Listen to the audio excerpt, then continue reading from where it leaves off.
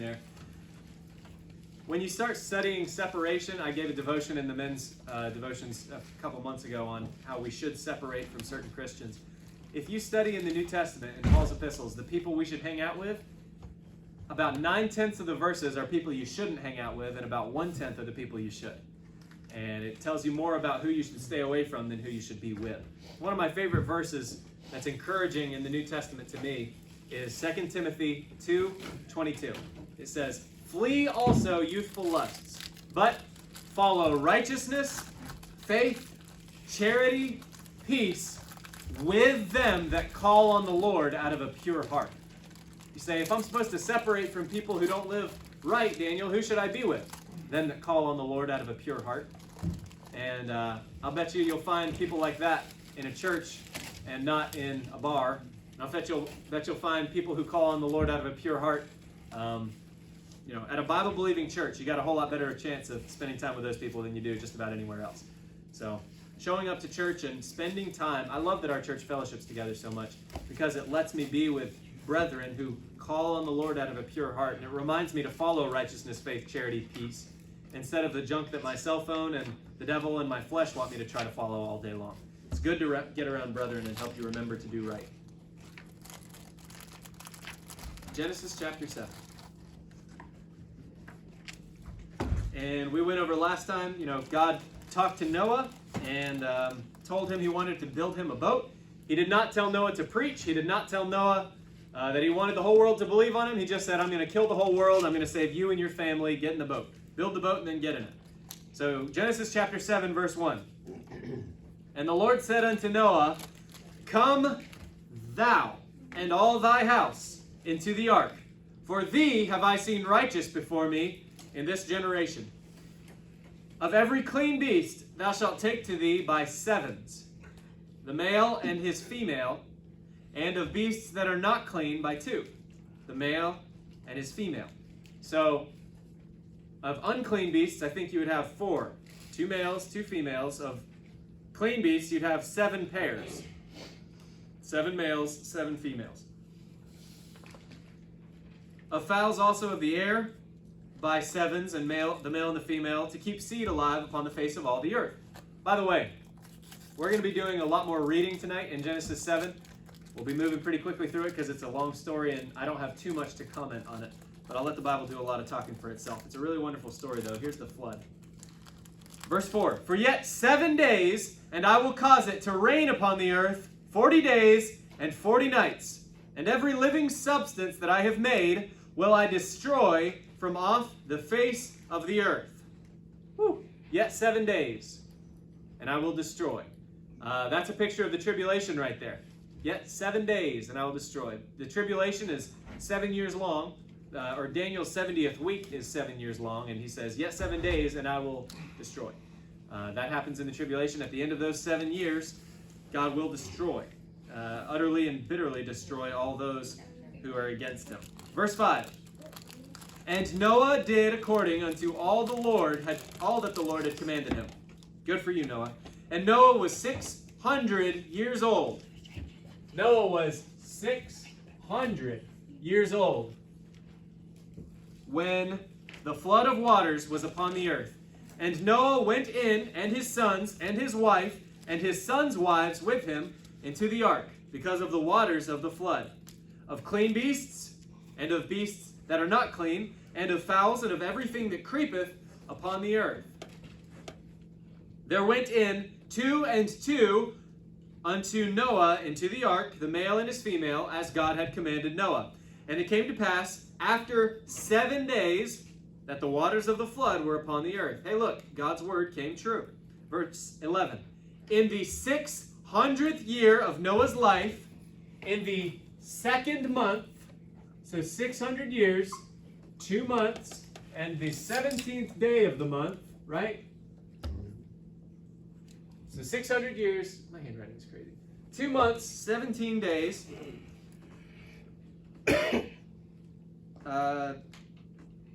Where am I at? The same day were all the fountains of the great deep broken up, and the windows of heaven were opened. If you remember from our study of Genesis chapter 1, at this time, the whole world was just one landmass. There weren't different continents. All the land was gathered together in one place. And maybe even, all the land was gathered together into one place. So you had all the dry land, and then you had the waters. It looks like a fried egg. And up here you had waters in heaven, right?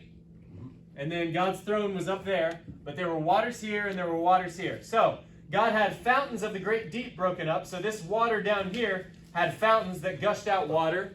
Down in the bottom of the ocean, it gushed out water. And the windows of heaven were opened.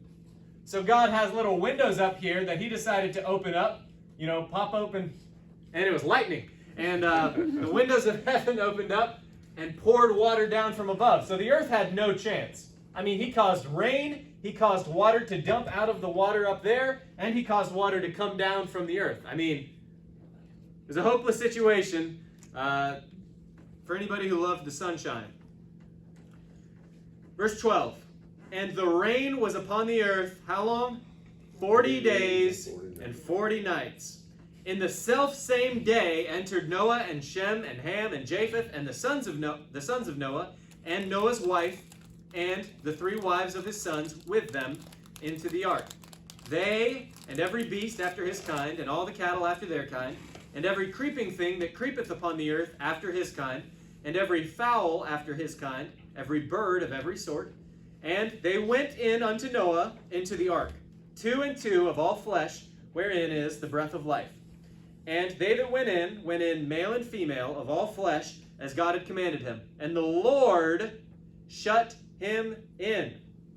There's another good picture for our salvation right there. He didn't have to close himself. He didn't have to keep his own salvation. The Lord shut him in, and the Lord took care of his safety. And the flood was 40 days upon the earth, and the waters increased and bare up the ark, and it was lift up above the earth. And the waters prevailed and were increased greatly upon the earth, and the ark went upon the face of the waters. Thank the Lord it floated. And the waters prevailed exceedingly upon the earth, and all the high hills that were under the whole heaven were covered. That's Mount Kilimanjaro, Mount Everest, Mount McKinley, Mount Denali, all those big mountains you know of. The water went above those mountains. That's a lot of water. 15 cubits upward did the waters prevail, and the mountains were covered. And all flesh died that moved upon the earth, of both fowl and of cattle, and of beasts, and of every creeping thing that creepeth upon the earth, and every man. All in whose nostrils was the breath of life, of all that was in the dry land, died.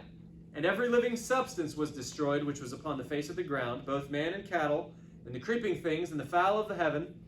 And they were destroyed from the earth. And Noah only remained alive, and they that were with him in the ark. And the waters prevailed upon the earth 150 days. Man, a couple things there. One, the water went 15 cubits above the highest mountain on the earth. So if you've got the bright idea, if you're one of the lost guys on the earth and you got the bright idea, I'm going to get up on top of Mount Everest. And you made that hike and you got up there and you watched and laughed as all the other people were drowning down there. And then it kept coming. And it kept coming and it never quit coming. And then you were ankle deep and then you were waist deep and chest deep. And all of a sudden you had to start swimming. And it went up 15 cubits. And that's 22 and a half feet. That's deeper than the deep end at the pool that we were at in Bisco. I can tell you that much.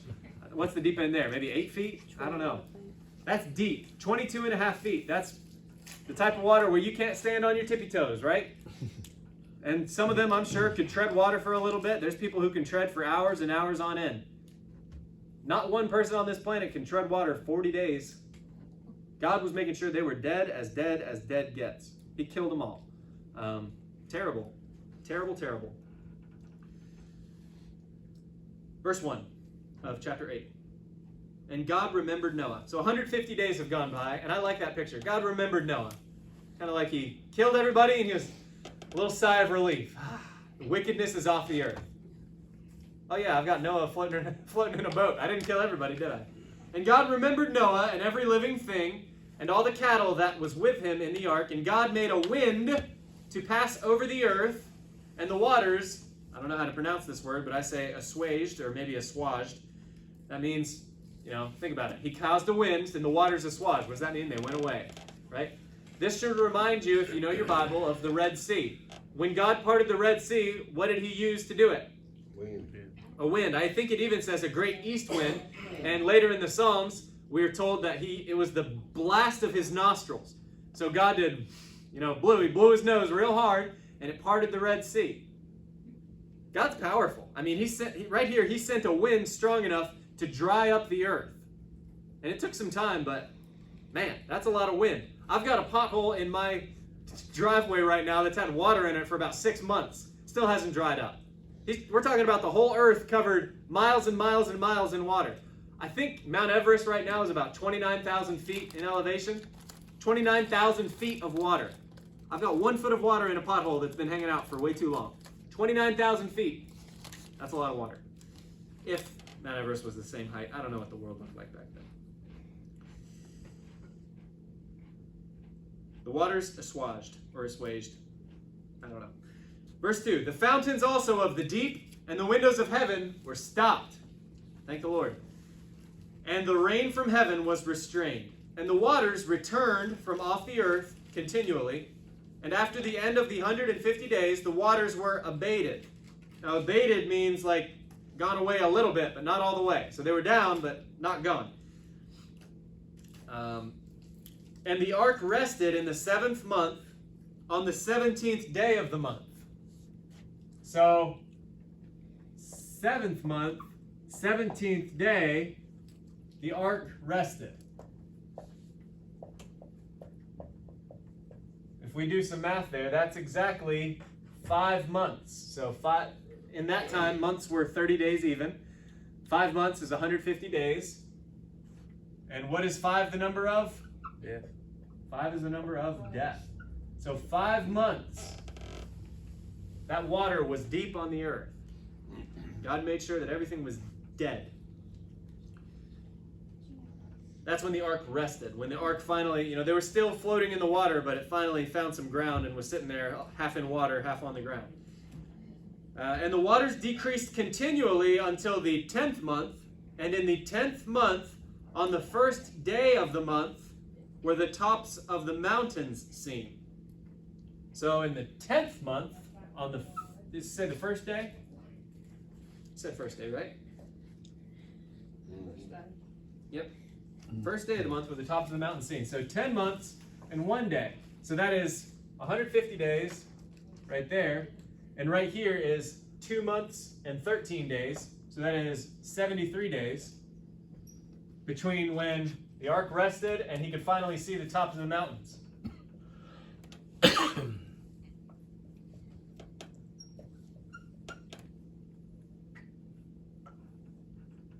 Man, that's some patience. The ark finally hit some ground. For the first time in 150 days, they felt something solid under their feet instead of, they probably had their sea legs there for 5 months straight. And then finally, oh, yay, I'm thinking about their boys. I'm probably the age of his youngest boy, I'll bet. I'm thinking, oh, finally, we can get off this ark. Nope. You got at least 73 days until you can even see ground. They hadn't seen ground in a long time. And it came to pass at the end of 40 days that Noah opened the window of the ark which he had made. So, 40 more days after that, that puts you at, I'm not even going to try to do the calculation. Noah opened the window. And how many windows were in the ark? 1. 1 more than they have down at the Masonic Lodge.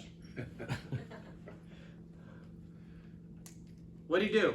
He sent forth a raven, which went forth to and fro until the waters were dried up from off the earth. He sent out that raven, and it never came back. It just kept flying around.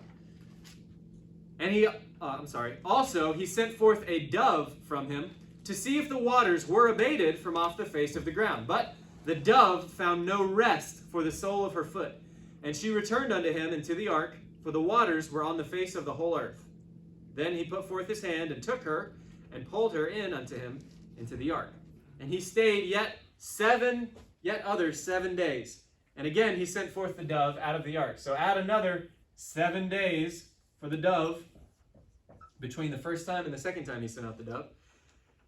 And he stayed yet other 7 days and sent forth the dove, which returned not again unto him any more.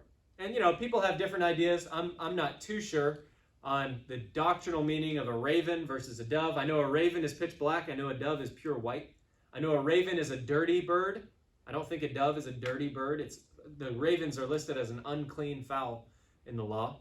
I know a raven is a scavenger. It'll eat dead things, and I'm sure it had a feast to have. I'm sure there were some things floating around that it liked chomping on for, a few days there, if the sharks and stuff didn't get a hold of it all first. And the dove was looking for somewhere just to rest its feet, and it couldn't find anything. Verse 11, and the dove came in to him in the evening, and lo, in her mouth was an olive leaf plucked off. So Noah knew that the waters were abated from off the earth. So the waters were gone enough so that an olive leaf had grown. There's new life on the earth. Pastor, I know you were looking into that a while ago. What did you find out? Nothing. Well, I say nothing. I'm just the dove. Basically, what you just said right there. The dove, is a representative of the Holy Spirit, and I don't know. I just basically just what you said right there. I don't know. I know there's some significant meaning there. I don't know. I can't put my finger on it. Yeah. So he doesn't know. I don't know. Here's a good point to put this teaching in. Whenever you don't know, all you can do is stick with what it says. I know what it says, and until the Lord shows me what it means, I'm just going to stick to what it says and not try to tell you what it means. I can tell you what it means. It means he sent out a raven and it didn't come back. He sent out a dove and it didn't come back, or it did come back and he sent it out again and it came back with an olive leaf. Okay. Verse 13, and it came to pass in the 601st year, in the first month, the first day of the month. Wow. Exactly 601 years. That's interesting. So 601 years in the first month, in the first day of the month. That is, I've got the math on my computer. My brain's not ready for it right now.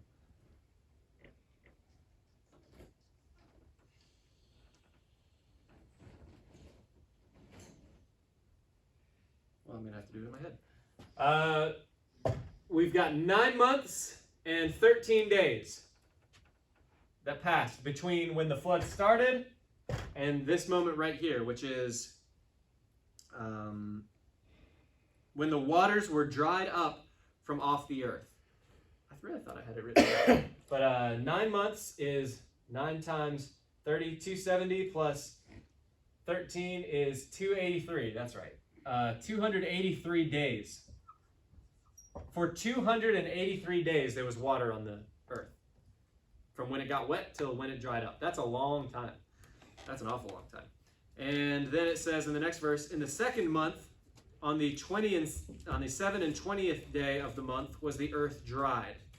And that is an extra 2 months and 27 days. So an extra 87 days, add 87 to 283, and you're going to have 360, right? No, 370. So, all in all, from the time the rain started until it stopped, there were 370 days between when the earth got wet and when it was finally dry again. I know I have something on it here. Oh, there we go. Just one comment I have on all that. The water started 77 days into Noah's 600th year. So 2 months and 17 days, that's 2 60s and a 17. That's 77. 77 is an interesting number. That's, number of perfection twice. The number of completion twice. In Noah's 600th year, 6 is the number of man. 600, multiples of 6, obviously. 283 days is 9 months and 13 days. And this one right here, I'm not positive, but I bet you that God is trying to paint a picture with this. In Noah's 600th year, he wipes the slate of the earth clean of all the wicked people. And 6,000 years. Exactly. So if we've got 0, 1, 2, 3, 4, 5, 6, 7. There's the history of man. And if we're looking at Noah's life, right here, exactly at this point is when the floods came and destroyed all the people off the earth. In world history, if you're talking about years, there's been 6,000 years. And at the end of that, 5,999. In the 6,000, God is going to do the exact same thing he did in Noah's day and destroy the face of the earth, kill the wicked, and he's going to have another 1,000 years after that of rest. And Noah lived, I think, we'll have to see when we get there. I don't remember when he died. But there's a picture for you right there. God shows time and time again, this earth is going to be 7,000 years long, and on year 6,000, there's a big change coming because he's going to finish his work, and then he's going to rest. Genesis chapter 8 and verse 15. And God spake unto Noah, saying, Go forth of the ark, thou and thy wife and thy sons wives with thee. Bring forth with thee every living thing that is with thee, of all flesh, both of fowl and of cattle, and of every creeping thing that creepeth upon the earth, that they may breed abundantly in the earth, and be fruitful, and multiply upon the earth. And Noah went forth, and his sons, and his wife, and his sons' wives with him, every beast, every creeping thing, and every fowl, and whatsoever creepeth upon the earth, after their kinds, went forth out of the ark. And what's Noah do? The very first thing, and Noah builded an altar unto the Lord, and took of every clean beast, and of every clean fowl, and offered burnt offerings on the altar. And the Lord smelled a sweet savor, and the Lord said in his heart, I will not again curse the ground any more for man's sake. For the imagination of man's heart is evil from his youth. Neither will I again smite any more everything living, as I have done.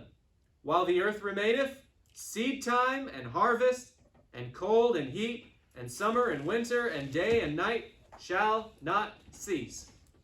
There's a lot of things you can get from those scriptures right there.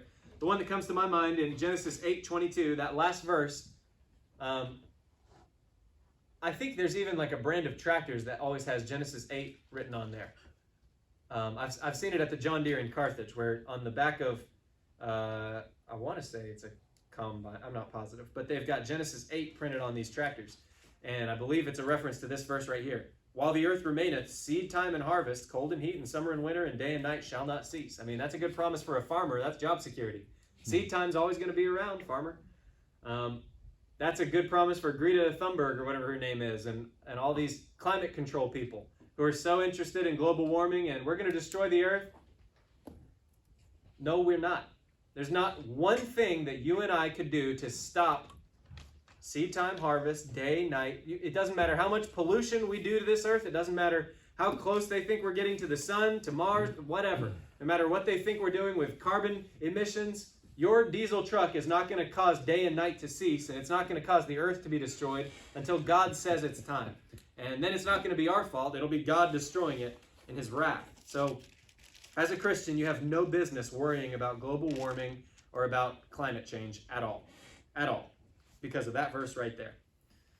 Genesis chapter 9, verse 1. And God blessed Noah and his sons, which is, he didn't have to, but he did. And said unto them, Be fruitful and multiply and replenish the earth. That should sound familiar. Who else did he say that to? Adam and Eve, right? God told Adam and Eve, be fruitful and multiply and replenish the earth. The word replenish has a meaning, right? We've gone over this. Replenish means what? Do it again. Sorry? To do it again. Do it again. Fill it up again. If I have a cup of water and I drink it all, if I want to fill it back up, I'm replenishing. If I have an empty glass that's never had anything in it, I wouldn't say, can you replenish my glass? I'd say, can you fill it? Replenish it. But if it's already had something in it, and then it got emptied, I'd say replenished. God told Noah to replenish because there was a population of mankind on the earth before him. God told Adam replenish because there was a population of sons of God on the earth before him. It was full before, it got emptied by a flood of water, and it needed to be replenished. Adam and Noah are very, very similar here in that a whole race of people got wiped off the earth and then they got the restart. Very interesting. I wonder if that gives us a little bit of a picture, like with the time frame about, we kind of wonder how long the sons of God and all. I wonder if that kind of gives us a little bit of insight on kind of their time frame. Yeah. I mean, I'm just thinking, throwing it out there. I bet it's in there. Yeah. Yeah, God works in patterns. Yep. All I know is it's 1657 from Adam, 1,657 years from Adam till the flood. So probably somewhere in there. Interesting. Chapter 9, verse 2. And the fear of you and the dread of you shall be upon every beast of the earth. I love showing people verses that prove to me that the Bible's true. You want someone to know if the Bible's true? Walk up in your yard, go lie down flat in the yard and wait till a squirrel gets really close. And then do something as simple as sit up and see if that squirrel doesn't have the biggest heart attack you've ever seen in your life and run 1,000,000 miles away in the opposite direction, right? The fear of man is on every beast in the earth, except for cats for some reason. They're weird. And they even run at certain, every animal, if you sneak up on an animal, an elephant could tear you and me apart. But if you sneak up on that thing or you go boo, it'll run away. I can't think of an animal that's not scared of a man. Can you? Spiders are afraid of you. Grizzly. Goodness. A grizzly bear? You catch a grizzly at the right time, it'll run, but give it 3 seconds to think about it, it'll chew your head off. You don't want to mess with a grizzly. Tiger? Tigers are scared of men. I mean, they'll get spooked. They might get hungry and they might eat you after a while, but they've got an internal built-in fear of mankind because God put it in them. The fear of you and the dread of you shall be upon every beast of the earth, and upon every fowl of the air, upon all that moveth upon the earth, and upon all the fishes of the sea. Into your hand are they delivered. Every moving thing that liveth shall be meat for you. Woo! Finally, God introduces meat. Before this, all they could eat was herbs. Now it's meat. I thank God for this moment in history. Amen. Even as the green herb have I given you all things. But flesh with the life thereof, which is the blood thereof, shall ye not eat. So if you killed an animal, you're supposed to drain its blood and then eat it. It's still true today. You shouldn't eat blood with an animal. And surely your blood of your lives will I require. At the hand of every beast will I require it. And at the hand of man, at the hand of every man's brother will I require the life of man. Capital punishment right here. Whoso sheddeth man's blood, by man shall his blood be shed. For in the image of God made he man. Hey, man, I made you in my image. So if you kill my image, I want you to be killed. God wants murderers to be put to death. Plain and simple. Even before the law. Way before the law. Yeah. He didn't do this to Cain. Interesting. He didn't do this before the flood. But after the flood, I think he realized, right after Adam, murder got started from the get-go. And if you saw, Cain's descendant did more murder than Cain. They all became murderers and did violence. And God wanted them to know, hey, I'm not putting up with that violence and killing each other anymore. If you see someone kill somebody, here's what you should do. Kill them. And that's not our job today. He's given that job to the government. Romans chapter 13, the rulers bear the sword for the punishment of evildoers. Not you and me, but the government does that. Verse 7, and you, be ye fruitful and multiply. Bring forth abundantly in the earth and multiply therein. You should have kids. And God spake unto Noah and to his sons with him, saying, and I, behold, I establish my covenant with you and with your seed after you. Raise your hand if you're in Noah's seed. Yeah, it's everybody. Everybody on the planet. So this is a covenant that God has made to you. That should perk your ears a little bit. And with every living creature that is with you, of the fowl, of the cattle, and of every beast of the earth with you, from all that go out of the ark to every beast of the earth. And I will establish my covenant with you, right here. Neither shall all flesh be cut off any more by the waters of a flood. Thank the Lord. He's never going to do this again. He's not going to destroy mankind again with a flood. Neither shall there any more be a flood to destroy the earth. Right there, he's talking about the flood he used to destroy the sons of God back in Genesis 1, when he dunked the earth in water and destroyed all of them. Verse 12, and God said, this is the token of the covenant which I make between me and you and every living creature that is with you for perpetual generations. I do set my bow in the cloud. Today we call it a rainbow. I do set my bow in the cloud, and it shall be for a token of a covenant between me and the earth. And it shall come to pass, when I bring a cloud over the earth, that the bow shall be seen in the cloud. And I will remember my covenant, which is between me and you and every living creature of all flesh, and the waters shall no more become a flood to destroy all flesh. If you have anxiety and you are lost, you should be worried about the ocean. The ocean is terrifying. If you're lost and you believe in science, if we come, this much closer to the sun than we should, then it'll draw the oceans up on your side of the earth and you'll drown. The ocean's terrifying to a lost person. It's huge, it's scary. Everybody's freaked out right now about the polar ice caps melting and the ocean levels rising, right? And, everybody in Miami and New York and Los Angeles is afraid about their real estate. Well, if you're lost, you should be. If you don't know that God's not going to flood the earth anymore, you should be terrified. And that's why God gave us the promise, because it's a scary thing. Pardon me, I have water beneath me, bigger than I can imagine, and I have water above me, bigger than I can imagine. God, are you going to get mad again and kill us with that? Because he could do it just like that. He could open the windows of heaven and have us underwater 10 miles just like that. I mean, he's got water.